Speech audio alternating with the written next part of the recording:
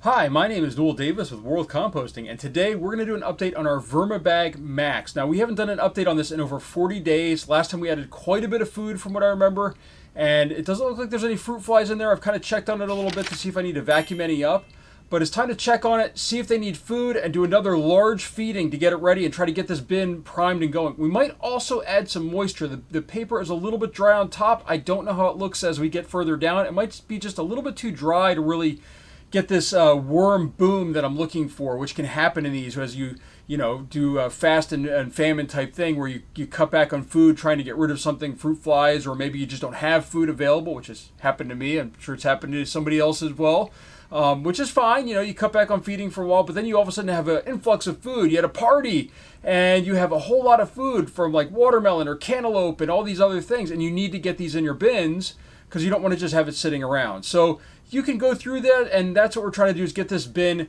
really going and really just churning through food. So with that, I just want to remind everybody, I do have Amazon links down below, as well as a direct link to Vermibag to purchase one of these if you're interested. And these are referral links, but it helps me out a little bit in my channel. So if you are looking to purchase one, please use my link down below if you feel generous. So thank you, and let's go take a look at the bag itself.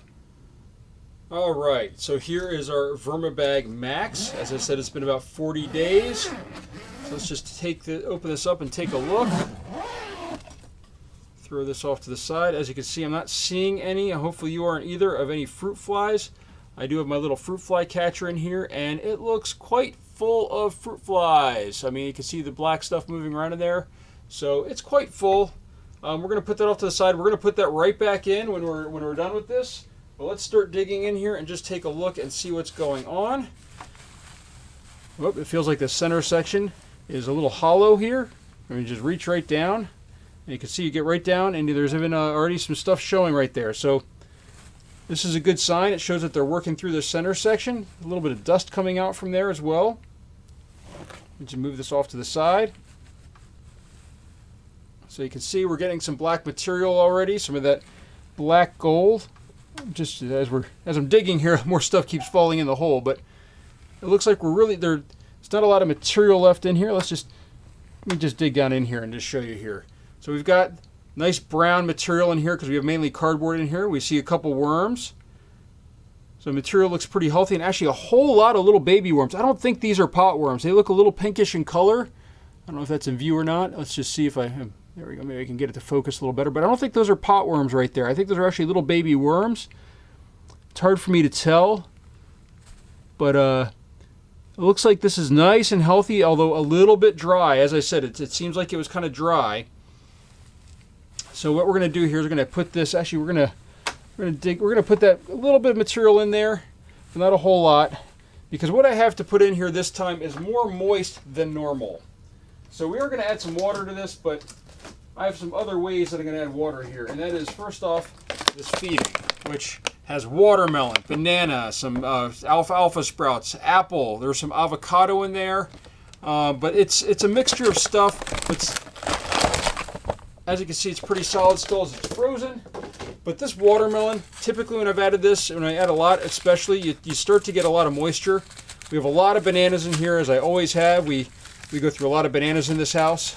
I think we go through about between 3 and 6 a day, depending on how many we all have. If we all have bananas, we go through 6. If it's just a few people, we might go through 3. So we're just going to kind of push this down a little bit, just to kind of give it a little bit more, a little further down there. We're going to add a little bit of crushed eggshell on top. I don't know how this is doing as far as, our, what to say, our grit is doing in here. I mean, I don't know how it's doing. I haven't added any, I don't think, in quite a while. Whereas, and there's a lot of material in here for them to digest, so they might run out of grit as they get more babies in here and stuff. So we're going to do that. Here's a banana peel. I'm just going to bury this underneath, right where the other food is. Now, let's just pull up this edge over here. I'm just very curious to see how this does if I pull this up. I mean, this material is all very, very dry. So, I mean, you can see there's even still some dust on this as well, I think. But it's very dusty. I don't know if it's Actually, I probably shouldn't be breathing this in. It's very dusty in here. I think this needs a good amount of a good soaking to go with this. I think it really needs some moisture so we can get these, and you can see even the dust on my gloves here. So I think that's a diatomaceous earth, which I really should, as I said, should not be breathing in. Actually, I think I might grab a mask here real quick.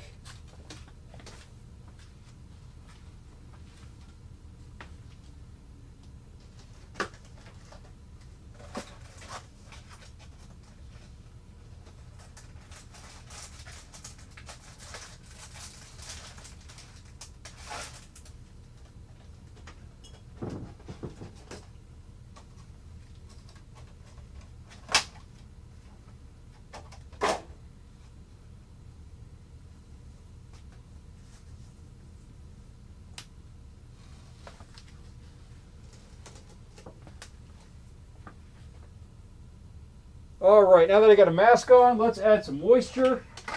I've got my sprayer. Again, I have to have this stuff linked down below if you're looking to purchase anything, but we're just going to soak the top here and just sort of get this wet. I really need to turn it over and get it all wet, but this is kind of hard to do when it's this full. I really need the worms to sort of work at some of this material, lower it down, and that way we can kind of start really turning this up and really get it going again.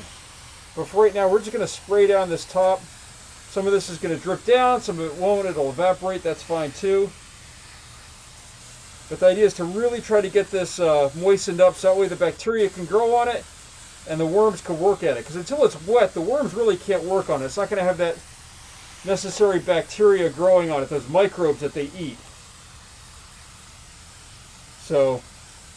But the first thing we need to do here is we need to get these worms moving up through the center section, which is why we're adding a lot of food with this feeding.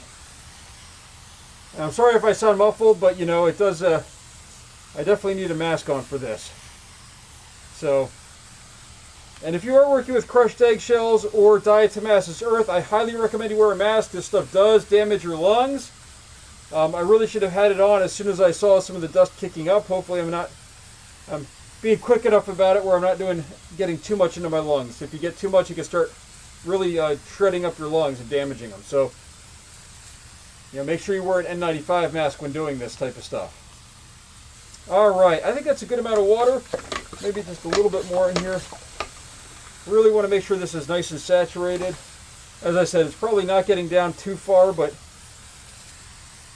this will evaporate and some of the water is going to fall down as it's evaporating. Actually, you know what? Let me grab a glove and turn this up just a little bit. And we get a little bit more of it moist rather than just the top section here.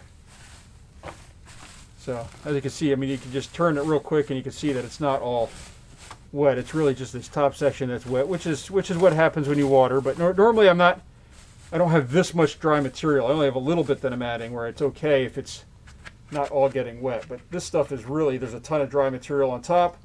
I really want to get it wet and try to get these worms working at it. But to do that, they've got to have some place to go that's wet and so they can breathe, because that's how they breathe, is through their skin. So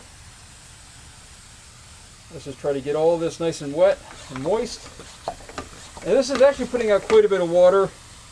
It's more than you realize, but still, paper can absorb quite a bit of water. So now, I did have an issue with fruit flies. I am seeing some in my basement, but I do think that the the lights that I've installed, as far as the zapper lights, I think they are working on getting rid of them. And I think it's quite a bit more effective than me actually just stopping everything, which has really been hard, as I have now a backlog of food to go through, and you know, with stuff coming up as far as trips and things like that, I really need to start moving through this food and really try to lower the amount that I have. All right, I think that's good for now. And let me just do one more thing here. I have for my container here, I just have some water that I'm going to just slide into here as well, some ice and stuff, just to get it out of that container. And I think that's the update for this week. Actually, one more thing. Let me put this fruit fly trap back in here just in case. So I'm going to dig this out right here, just as I had before. Kind of dig this corner out. We'll move this stuff right over here where it's a little bit dry. That's okay. We're going to put that fruit fly trap right there so they can get to that trap again, and just in case we get some more fruit flies in here or something. I have had also moths in here, which is pretty funny when you open it up and you've got a big moth that flies out into your face.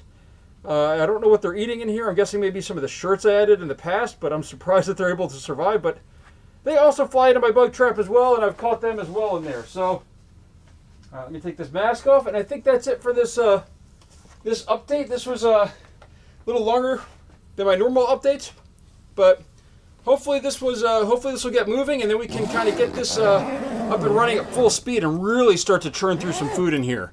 The other option might be is that I might actually empty this one out and switch it to African night crawlers, which I also have.